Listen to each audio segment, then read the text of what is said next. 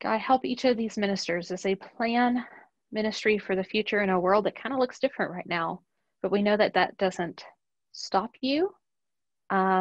Your creative spirit is within us, and we're going to tell your gospel.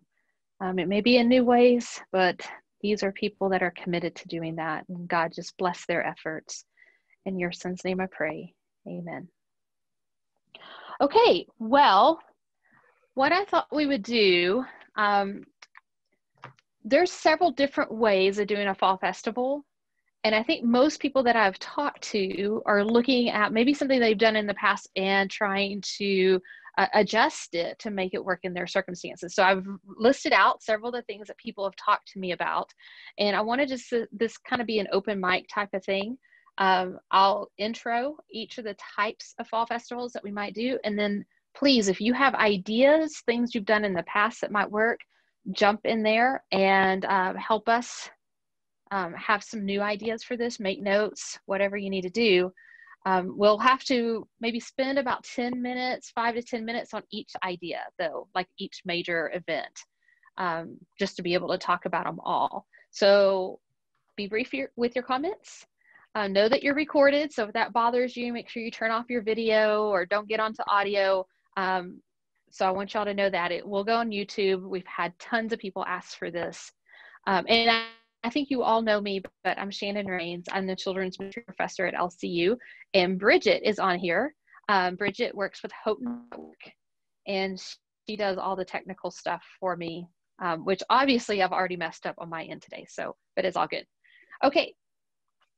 Trunk or treat is one of our very favorite ones. It might be one of the easiest ones that a lot of us do at our churches. And it seems like the significant issue with trunk or treat is the crowd that happens around the cars. So we can socially distance cars and families, but I think it feels a little out of control on how to socially distance the people that attend. So for those who have been thinking about a trunk or treat, what creative solutions are you looking at? So one thing that my leadership team and I were talking about with this is doing a drive-through trunk or treat. So parents and kids would stay in their cars. We would give the kids a little fishing pole and have everything at the other cars bagged up. And so they could hold out their fishing pole, and then we would clip the bags on it and they could bring it in. So still making it fun while trying to be as safe as possible. Thanks, Heather. That is a great idea. I want to say that I've also had some ideas sent to me about drive-through carnival, so we'll talk about some of those also here in a little bit. So any other trunk or treat ideas? Thank you, Heather. For us, instead of the cars, we're going to do house cutouts that look like little houses that they sit out in front of with plywood.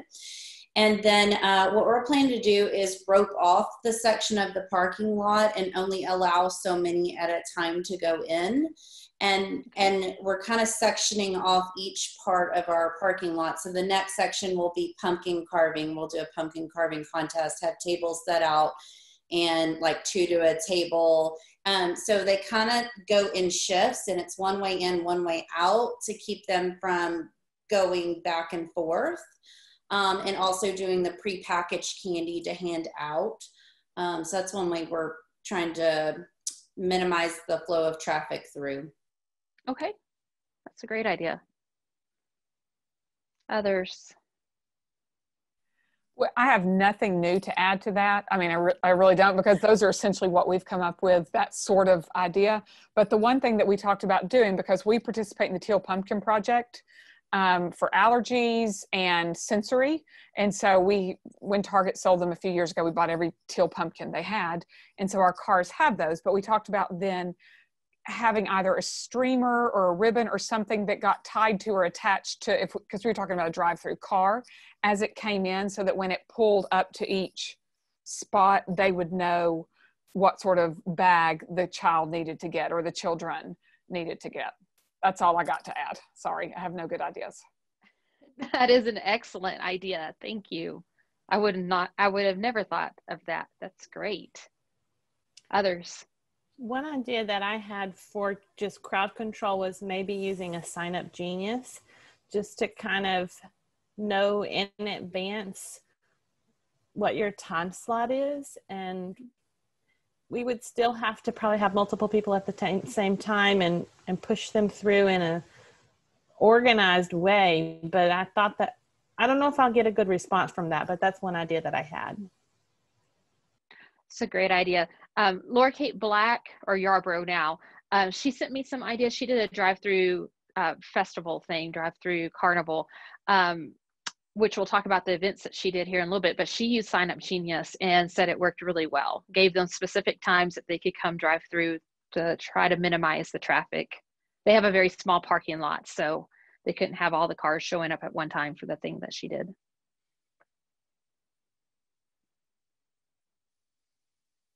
Do we have other trunk or treat ideas? Well, I'm just skipping the trunk or treat and going to a movie night, I think, and doing treat bags.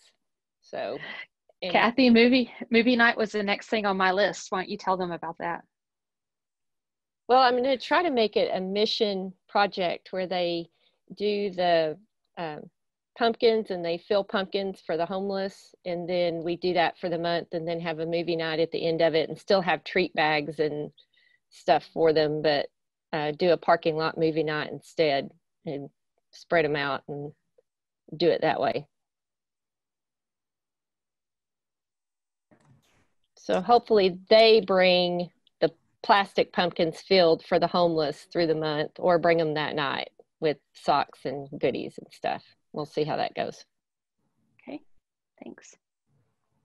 I was actually gonna try to do a drive-in movie night. We did one a couple weeks ago. Our youth minister kind of set it up for the kids too, and it was really good. We had a good response, but I didn't know. Right now, I am struggling to find volunteers. We haven't been worshiping. Last week was our first time actually in the building, and it was a very limited number that were able to go. They had to sign up to come in, and so I'm just thinking, normally I have a kind of a hard time getting volunteers other than kids in the youth group for our fall festival. So I thought this year it's just going to be too hard. But I thought maybe a drive-in and then having some treat bags that they can take home. I don't know. It's a hard, or maybe paint pumpkins. I don't know what we're going to do, but the movie night was good for me. So if you have an idea for a movie, would be great, because that's a hard one for Halloween time. Anybody have movie ideas? Charlie Brown's always good, like The Great Pumpkin. Yeah. I don't have a movie idea yet, but I was thinking, some family type movie that I don't know that it'll necessarily be fall, but the struggle too is our city has been asked if we're going to be allowed to have trunk or treat or trick or treat. And they said they didn't know, they weren't going to make a decision until closer to time, which we have not had just a real ton of cases here. But I just thought if I did something more like a movie night, then I don't even have that concern. And then I have the volunteer issue too. So what y'all think? If you do movie night, your volunteer load might be you to set it up, of course, and then maybe a couple of other people to direct traffic and help people get settled. How many volunteers do y'all think it would take you? I think it would take at least 5. Okay. You're dealing with, making sure people know where to park. Of course, you set up, but of course, you don't want to be the only person to set stuff up, because your brain is going 500 different directions. At least mine is. Yeah. I don't know. But good. I just purchased a 20-foot inflatable movie screen for that night. So where did you get that from? Actually, I just went on Amazon and found it was $200, and you can strap it down. You can bag it down however you want to do it. And what we were thinking is having cars park in one area of our parking lot, and then have them bring their lawn chairs, and using the parking spaces to social distance everybody. And so that way everybody can still see the movie and stuff like that. Thank you. Angie? We also, kind of backing on to what you were saying, the thing that we have a big screen that was like hanging from the trees that they kind of made like a metal structure to hook it onto. It worked great. But remember about like lighting, because the youth minister was like, oh, we can just turn that street light off. I'm like, no, you can't. Turn the street off. So that was a little bit of a bummer, but the good idea that he had was we had an FM transmitter that he got off Amazon, and so everybody could listen to it in their cars or put it on like a radio and open up. But the seeing it was still an issue. So I think your idea of getting the lawn chairs out and being able to space out, like pull the cars back and bring your chair out is how we'll do it this time, seeing it both ways. Thanks. We have done 2 movie nights during the summer, and we bought an inflatable movie screen on Amazon as well. We took cones and blocked off area for sitting where the lawn chairs are, and then people parked further away. And we actually had popcorn and snow cones, but we had volunteers wearing gloves and masks who took it around on a cart and passed it out to people. And the kids really liked that. And we had water and lemonade. But to avoid a line, like standing in line to get popcorn, we just took it around in bags and handed it out to people and said hi to everybody. So that worked. Great idea. Stacy. We're having a movie night tomorrow night, and in Dallas, there's a company that you can hire to bring in like the big movie screen to your parking lot. And so that's what we've done. I'd be happy to report back if they're worth the price. And the name of the company, but they're providing everything. We just asked people to bring lawn chairs to sit out, and we're doing it in the parking lot. They're setting up like a stage and the whole kit and caboodle. Wow. And they're providing like the popcorn machine and doing all of that. So it's all going to be I guess they're going to be popping it there. I don't know, but it's going to be packaged in a way that none of us are going to ever touch it, and the people are going to come get their own. So we settled on Remember the Titans for the movie that we're showing tomorrow night. It's not very Halloween-y, and also not like 100% kid ministry, but this is our bridge event where we're bringing the 5th graders officially over into the youth group. And so it's kind of like we partnered our 5th grade blessing up with a youth ministry event. So that's why we landed on that movie, because it's really more of a youth ministry event. I'm just doing the 5th grade blessing as a part of it. Sounds great. Yeah, report back how that went on the Facebook group. Yeah, I will. For those that's planning on doing this. For those who've done movie nights, about what time do you start? Because lighting is an issue. And then Stacy, did y'all edit the movie at all? Did you have to edit out any words or anything? Okay. We told people, this was back in the summer, we told people to get there at like 7:30 to set up, and then because we were passing out all that popcorn and snow cones, so that took a while, and then we just told people that the movie would start shortly after dark, which now it's the sun's going down earlier and earlier, which is good because we had to wait till about 8:15 to start the movie where we live. So we just told people we would start it when it got dark. So for ours, we are asking people to come at 7, but we don't think that we'll start the movie till like 7:30, but that we're going to use that 30 minutes to kind of do the 5th grade blessing and kind of officially promote them up into the youth group. And we're hoping that this company is saying that it's not just your standard church projector that they're going to be using. I think it's got a little bit more powerful of a beam, if that's the right word, that they're going to be using to shine it up on the screen. So I think it'll probably start about 7:30. But again, yeah, it's getting darker earlier, which is in our favor opposed to July. Yeah. So one event I've seen in the past too, along the lines of a movie event, Well, it's actually more of a location. I have seen people do that at their football fields. So our private school just across the street, they hosted a family event like this last year, and they just used the football field and told everybody to bring picnic blankets. So I would think that some of you might have a location like that, or a giant park. Parks are probably going to be hard because of permitting and stuff, but maybe if you have a private school, or if you're out in the country where you can even use a big area like that and not just be confined to your parking lot. Their event also helped because kids and families were confined to the football field and not where the cars are. So if people left early, you didn't have to worry as much about where the kids running around at and all that stuff. So go ahead, Jennifer. Can I ask a question? If we want to talk more about the movie stuff, that's fine. I have a kind of a little bit more of a trunk and treat question, sort of drive through. Those of you looking or imagining drive through, because that's essentially the best idea we've come up with. Because this is one of our big community connection events. This is one of the ways we reach out into the community because our church is such a regional church. And so we're trying to imagine, how can we not just completely kind of sever that connection by not being able to do anything that just kind of naturally speaks. So I like the idea of a drive-through event for that respect, because it does allow the community to be a part of it. But my question would be, how do you, or does anybody have any ideas, how do you make it more interactive?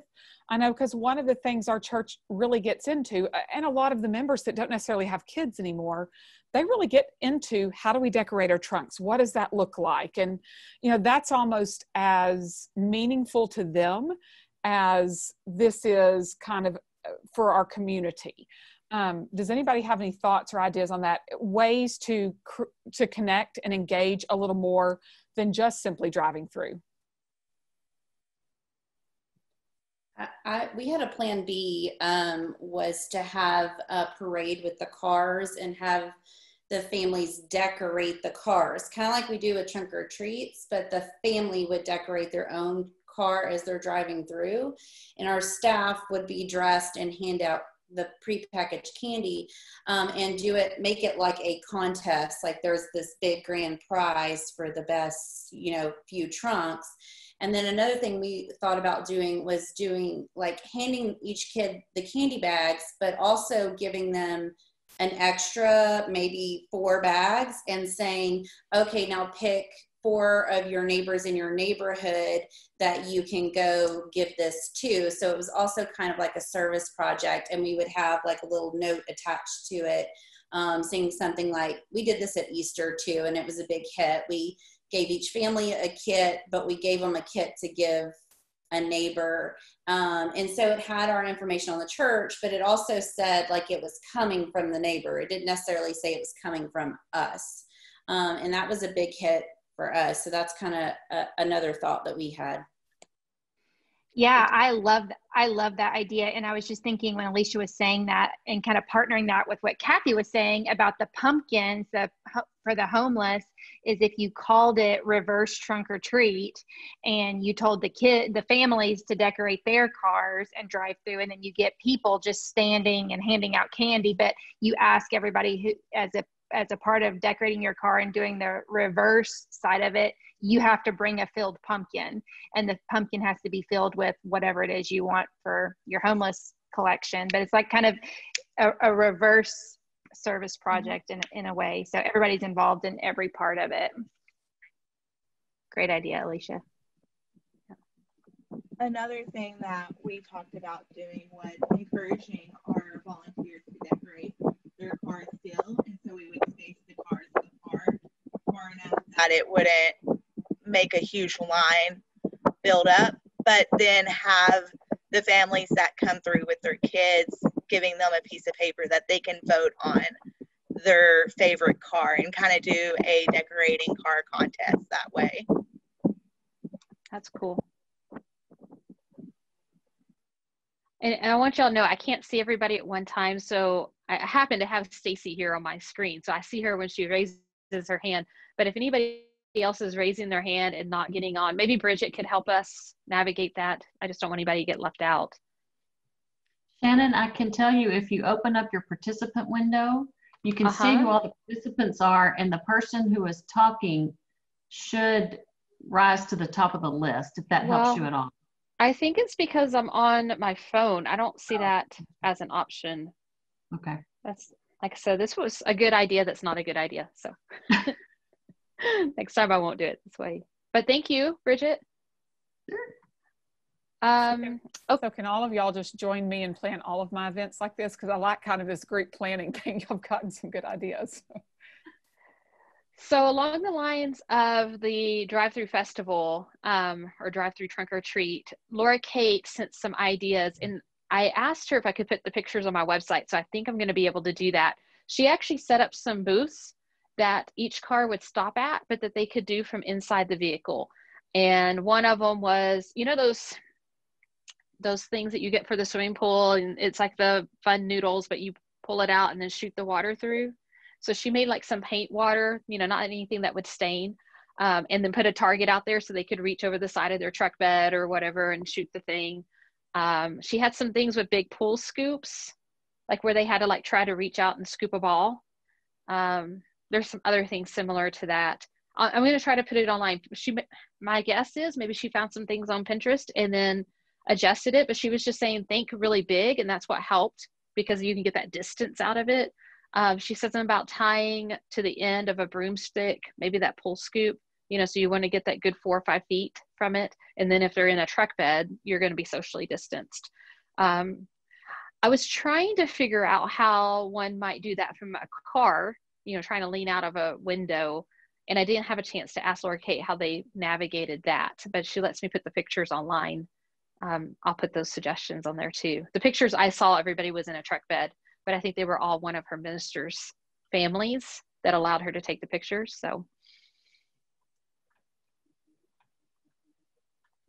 any other ideas or questions? Yeah, I've thought like if you're driving through and they're leaning out a window, if you have siblings, like how do you handle them all wanting a turn and they're only facing the activities on one side of the car? Like how do you handle letting all the kids have a turn out of the window? That's why I've been more hesitant with how do you do a drive-through when you've got a bunch of kids in a car. Yeah, so I didn't have a chance to ask her, but I'm going to ask her and either put that on the group, or I'd like to try to just make a big list of everything we talked about and stick it over on the blog just so it's in one place and not multiple posts on Facebook. But like I said, the ones I saw, she had just the truck bed. So, and I don't know if there would be a way, I'm kind of thinking out loud here, but I don't know if there would be a way for maybe you to get some church members with trucks, let people pull in and park, and then, you know, one family at a time gets to ride through in the truck. I don't know if that would work or not. Another option would be to, if it's a drive-through, spreading them out far enough that the cars could stop and the kids could get out of the car. Like, just because you're driving through doesn't mean you have to stay in the car. So if you're spread far enough, the car stops and everybody who's in the car can get out and play that game or grab the candy there or whatever. One of the things that I really want to add to our thing is a photo booth, because hopefully the kids will get a chance to show off their costumes, and instead of us all being in the field having fun together, it's going to be quick. So I think that this would be a good opportunity to say, let's take a picture of you in your costume, and that's going to have to get out of the car. So that's, I guess, the first decision for us. Do we do something that everybody has to stay in the car? Or can we make a little bit of space for people to get out? Or even can we walk through if traffic can be controlled, just foot traffic? So that's just one idea, maybe. Yeah, and I saw somebody in the chat, so they decided on no games because of sanitation. And I think that is a big concern. It probably depends on, you know, your situation where you live, how much COVID is impacting your community, on how much you have to think about that. But I would assume some of your locations are going to be pretty strict on what you do. And so maybe sharing tools and things wouldn't work. But I like that. As you were talking about the costumes and the pictures, I also wondered, what if families are able to take a picture of their kids? And, you know, I don't know if Twitter would be the best way or some other way, but somehow send it where if you, especially if you did movie night, you could kind of have it rolling on a screen for a bit. That sounds a little complicated, but I'm sure some of you creative people could figure out maybe something to do with that, so they could still show off their costumes. I was going to invite them to wear their costumes anyway, but I'm curious. Yes. Yeah. What night you guys typically do this? Do you do it on Halloween, or do you have another night that you typically use? So ours was previously scheduled for October 25th, which is a Sunday. So we're going to go ahead and just keep it the same date. Heather, we can't hear you very well. Can you say that again? Ours was on October 25th, and so we're going to keep it that day. That's just this Sunday. So I can't see everyone, but Bridget can. So if you're planning to do it on a day that's not Halloween, raise your hand. Okay, Bridget, how does that look? That's the majority of them. Okay. So I'm curious, for those that do not do it on Halloween, why do you choose an alternate date? Ours is scheduled every Sunday, the Sunday night before Halloween every year. Okay. So just right after service, they go through, and the time is when the sun goes down, then trunk or treat's over because everybody has to pack up. Yeah, good. We always just do it the Wednesday night that's closest to Halloween, give or take either day. It's always that Wednesday night. Okay. Well, previously, we were doing a Sunday evening before Halloween because we canvass some low-income apartments that are fairly close to the church and usually have a big draw from that. So our teens and some adults go out, 1:30 or 2 in the afternoon and canvass those apartments, and then we start at like 5:30. So, but with movie night, I can make it any time around that, and I'm struggling with finding a time when I can get people here because we are kind of a regional, and I draw from 5 or 6 different small communities that are anywhere from 45 miles away to 10 miles away. So I'm struggling just figuring out a good time to do things. Yeah. I'm also curious, how many of you are trying to think of Fall Festival because it's expected by your church leaders or your families, but you're not certain if that's what you need to do? Does that make sense? Yes, you've got several hands raised. Okay, because I think that is. Oh, go ahead. Well, Who was that? I've always done Fall Festival instead of trunk or treat. The previous guy before me did both, and they were like 2 weeks apart, and that was kind of hard on the congregation because trying to find volunteers to do both events. And so we've decided on November the 7th, and then we tie it in with a Friends Day the next day. So we're inviting the people around to come to us, and then inviting them to worship the next day if they're still awake. That's good. Okay, let's talk about another option. See. Oh, backyard or neighborhood outreach. Is anybody thinking about like a backyard or neighborhood outreach? Do you know what I mean by that? Like something where maybe you give your church families a game or something to hand out from their own homes. It's not the same as going to the church, but then the church is still trying to be visible in the community, and hopefully even encourage some relationships with neighbors. We actually did a backyard Bible school instead of VBS this year. How did that work out? Being new, it worked out really, really well. We had different families sign up who wanted to help with those. Some of them invited their neighbors, but also then some of them, it was the families in their class attended because they just didn't know really how things were going to be handled. But I think if we do it again, I think it would be very well received because now people understand what we were talking about doing, but we prepared everything and gave to the host. So do you see a way that you might be able to use that same setup as a fall event? The fall festival or Halloween alternative? Oh, I do. Yeah. I mean, you would have your prepackaged snacks, whatever there, and you know, whatever kind of ring toss. I mean, there's, I think, unlimited ideas there if you had hosted something in your neighborhood. But we also mentioned that, you know, mask and social distancing, we continued on with all the rules, you know, which being outside does help some though too, so. Okay, anyone else?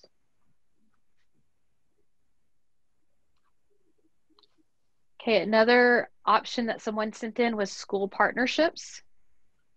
Has anybody thought about partnering with a school and figuring out maybe what it looks like to do? I mean, a lot of schools do their own fall festival, and that's always been their fundraiser.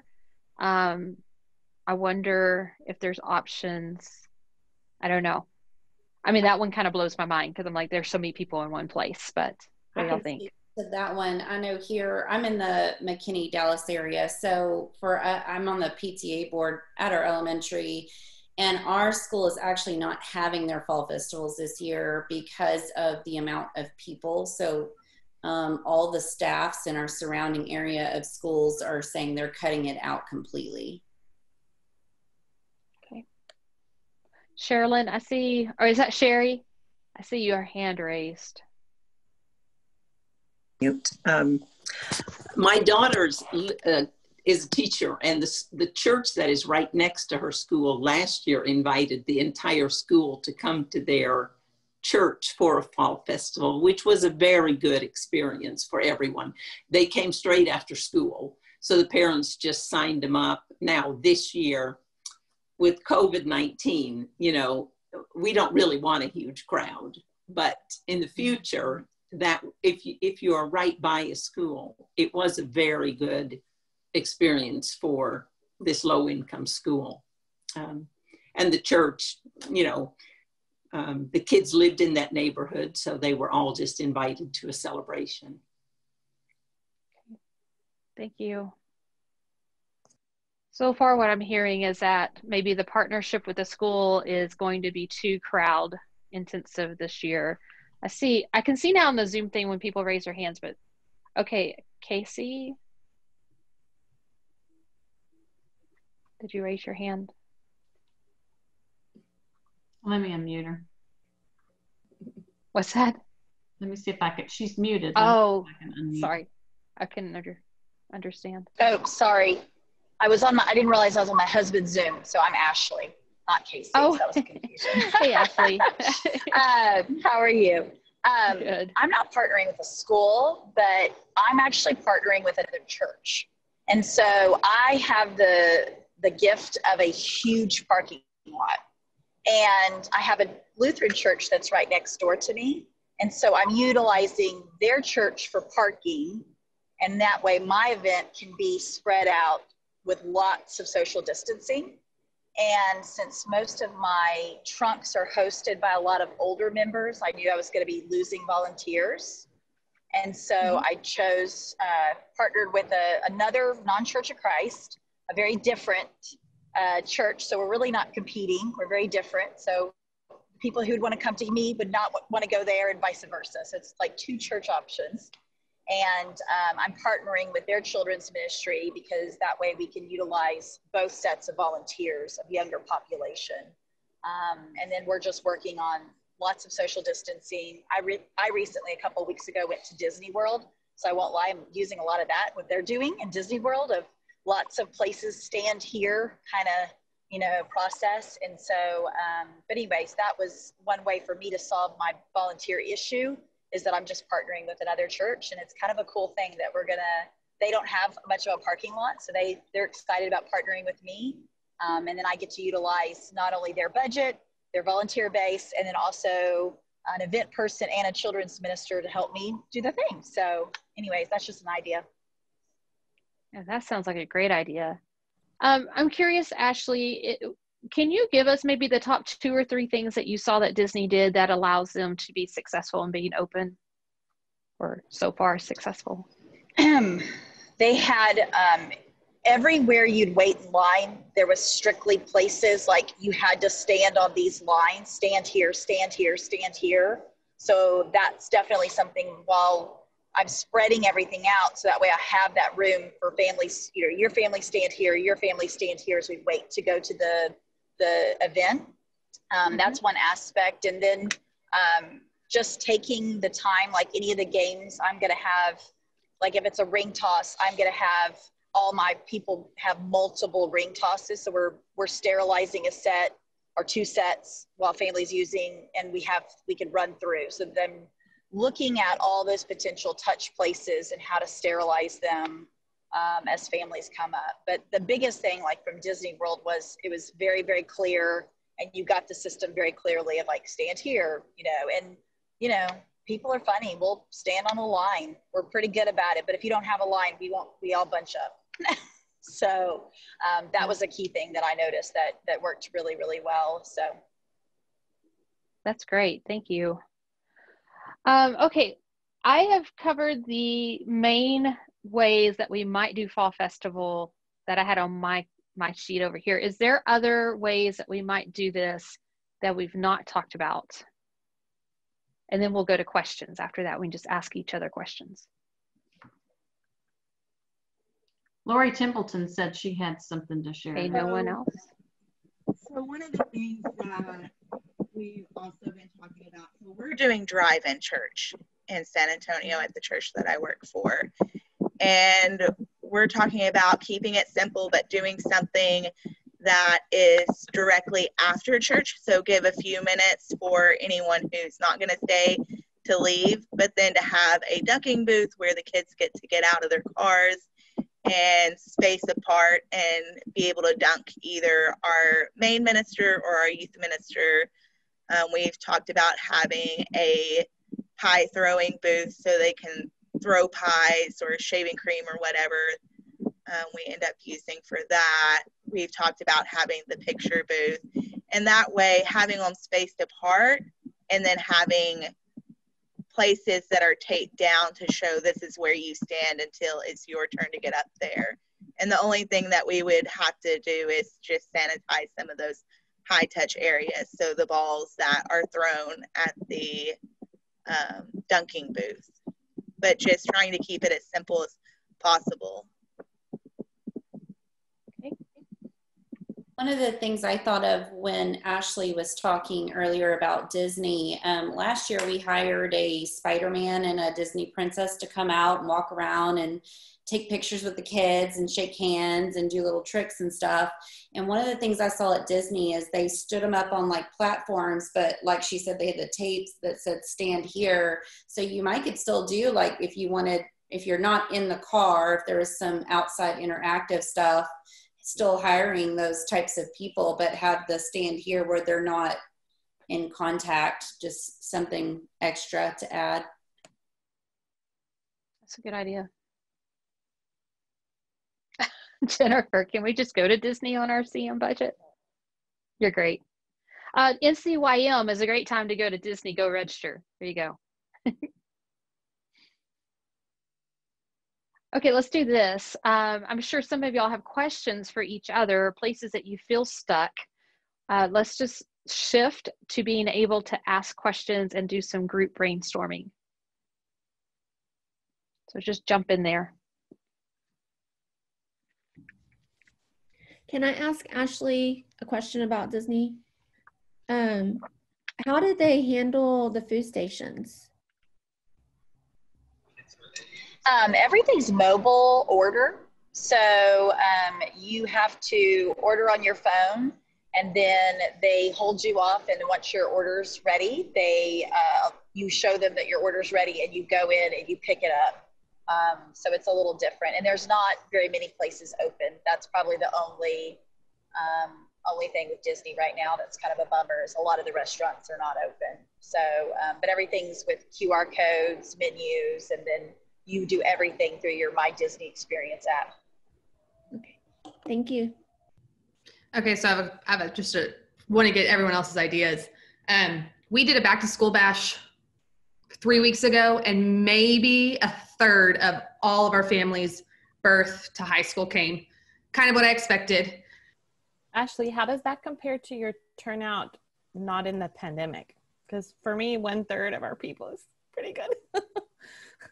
We have a lot of inconsistent participation. That's what I'm saying. So if I have one event that has low attendance, for me, it's worth it for those who came. So I'm just curious how that compares to your regular.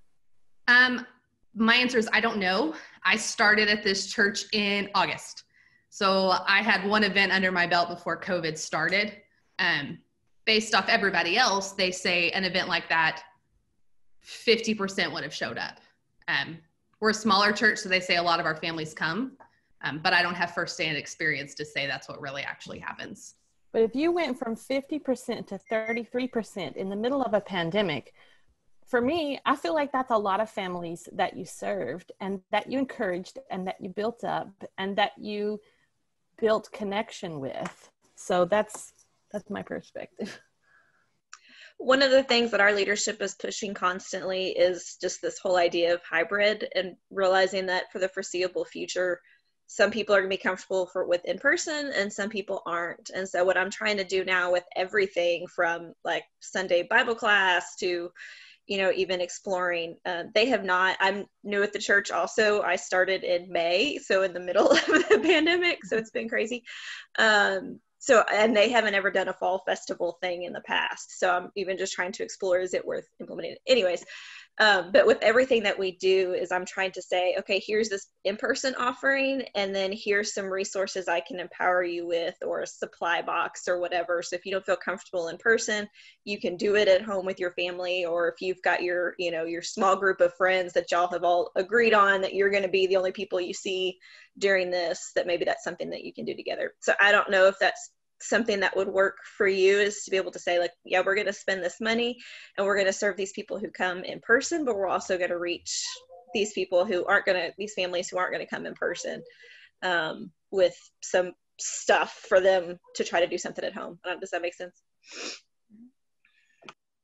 Well, and my question, go ahead. Jennifer, really, you go ahead. Oh, I couldn't tell who was talking. It's just me, you go.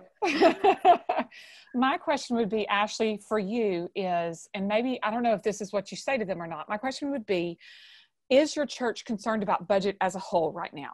So like, for example, our church at the beginning of the summer said, okay, spending freeze, nobody spend money because we don't know what this is going to look like. Our church family base is somewhat fluctuating because we do serve a high recovery population. And so it's not ever just super consistent. And so you almost, then I would say, take it to them and say, number one, are we really concerned about budget? Are we concerned about money? Are we looking, is that an issue I need to be aware of? And if so, then you've got to tell me where kind of that cutoff point is. Where is your definition of success for this? And I can tell you realistically if I feel like that's going to happen. And if not, we need to all be okay with this not happening. Because if it's an event that is typical of your church, then there will be pushback. And you have to know that your leadership is going to back you on that pushback. But then if they're involved in that decision making, if they're involved in saying, no, we really feel like this is that important, we know that it's going to, at least from an appearance standpoint, look like the cost maybe doesn't necessarily match the turnout, but we believe in it and the importance of that so much, then you've got their support, and you've got a little more leg to stand on when they're frustrated because they don't think it was a good turnout. But it kind of, that's kind of where we're at. We're on a tight money issue right now, and it's kind of like, where's my balance? I know I can spend money to do this, but is the investment going to really match the return? Or are there different ways than what we've typically done that are just as effective and just as impactful, but way cheaper? Yeah, I'm going to jump in on that. And then Stacy, along the lines of what is your success? What does your success looks like? What's your win? I would also say return to what is your vision for this and what has it been. So if your win, and maybe Jennifer, you said this, but I apologize if I'm summarizing what you said, but if your win has been community outreach and you know that you can't do community outreach through this event because of COVID issues, then maybe this is the year to do it a little differently. So you're not just hosting an event that's not even really fitting the need of the ministry that you've always allowed it to fit. So I think about VBS with that.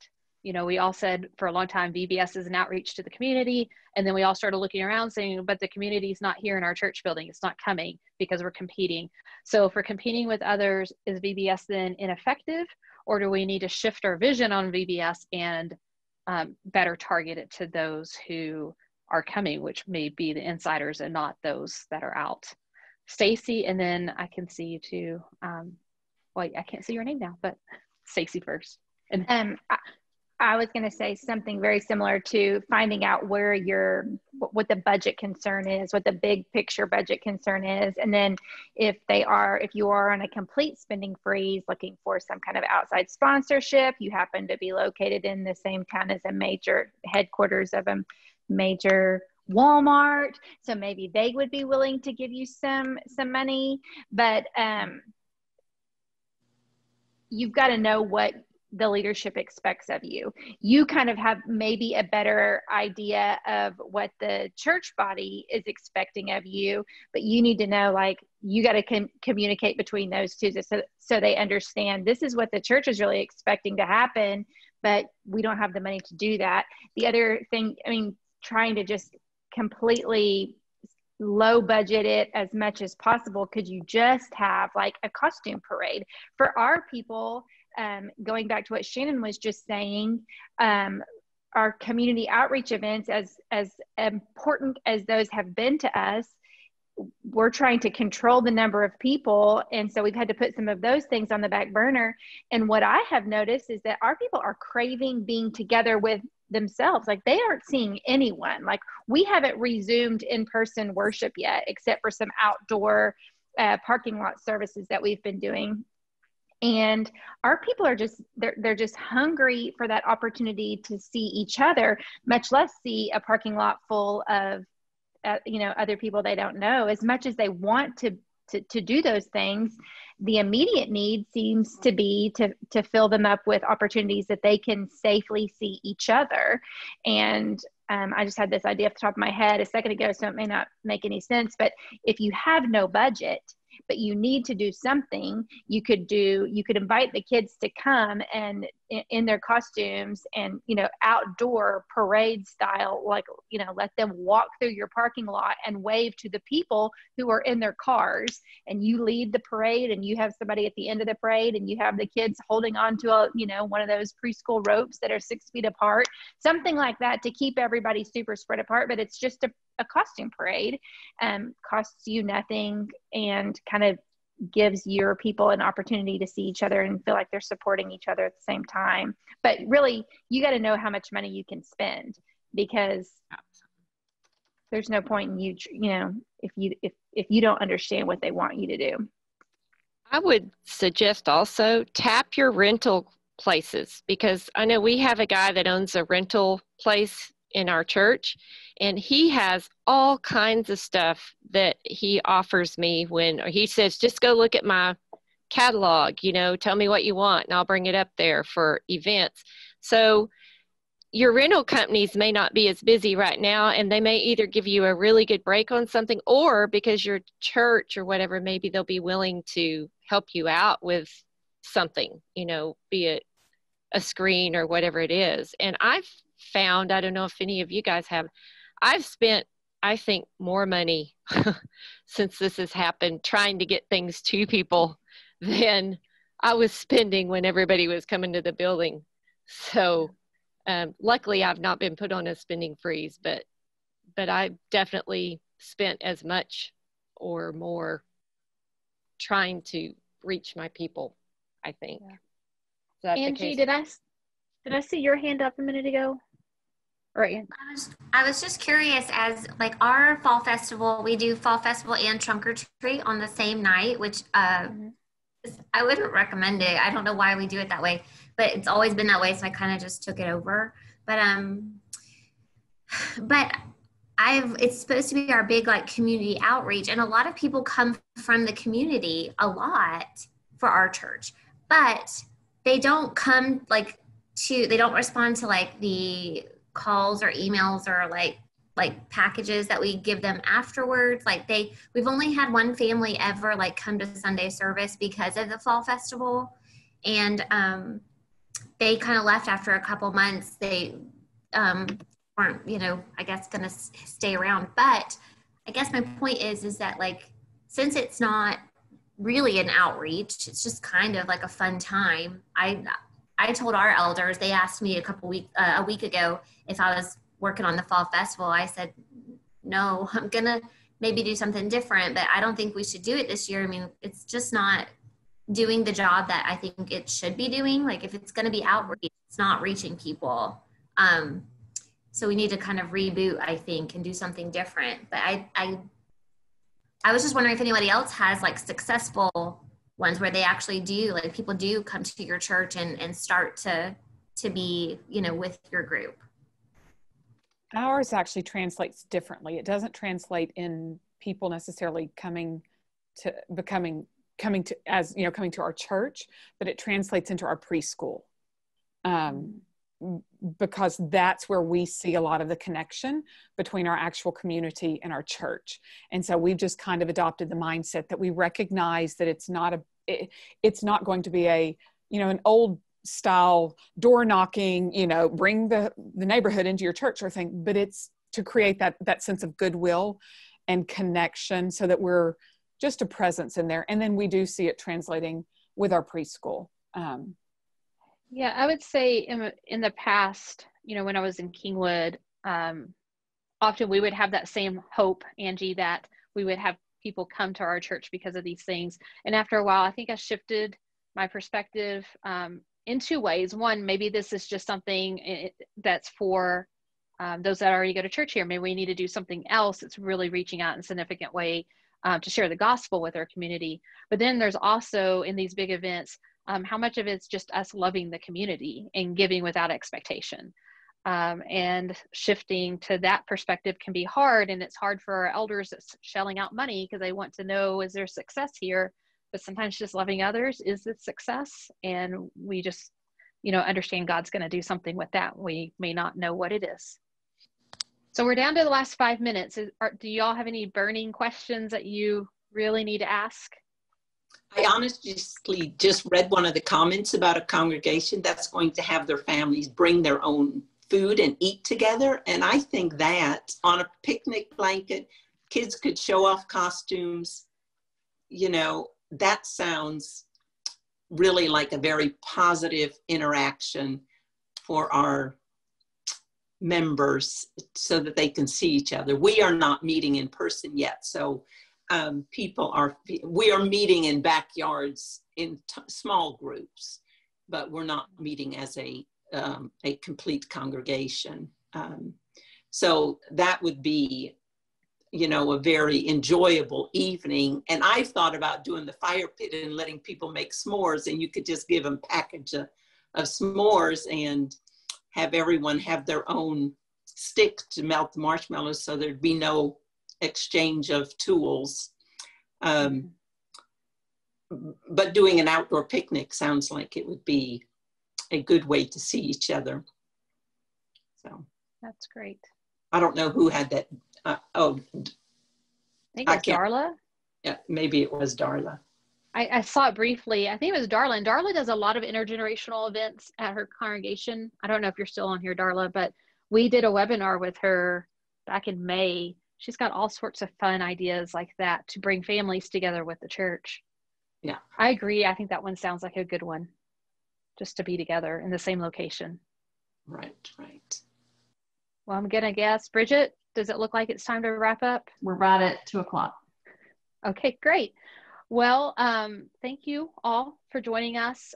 This was good because I know everybody's just been not just stressed about how to do this, but I think there's this bit of, it's just kind of a downer. And I hope that this has given you some hope that we can do something fun and enjoyable for our families and our communities with purpose. and that, you know, even this season of COVID, we can still do some ministry that we really feel good about. We just have to be more creative. So there's hope when we're together, I think. So it's good to see you all.